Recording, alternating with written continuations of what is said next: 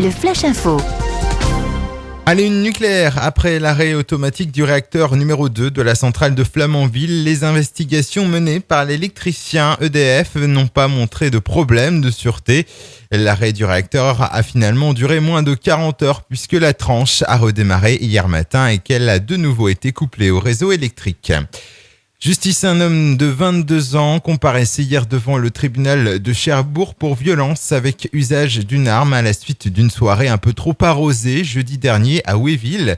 Avec déjà 6 condamnations sur son casier judiciaire pour outrage, délit de fuite, usage illicite de stupéfiants ou encore violence, le procureur a requis une peine d'1 an d'emprisonnement dont 8 mois avec sursis et mise à l'épreuve.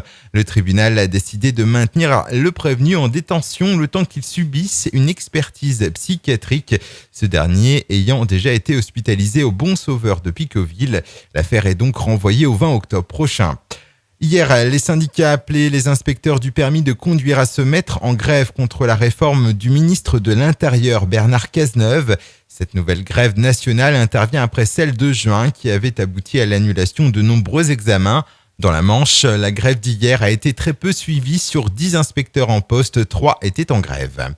Sécurité routière depuis hier et jusqu'au 21 septembre, le commissariat de Cherbourg organise sur l'agglomération une opération de sensibilisation des citoyens au partage de la route visant notamment les piétons et les cyclistes afin de protéger ces usagers vulnérables.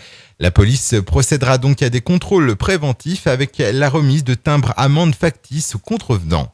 Enfin, en football, le Stade Malherbe de Caen n'aura connu aucune difficulté pour remplir d'Ornano et ses 21 200 places pour la venue du PSG le 24 septembre prochain. Pour l'ouverture de la billetterie ce lundi, les premiers acheteurs étaient présents dès 4h30 du matin, soit 5 heures avant l'ouverture. À 11h, les différents points de vente avaient vendu tous les billets disponibles.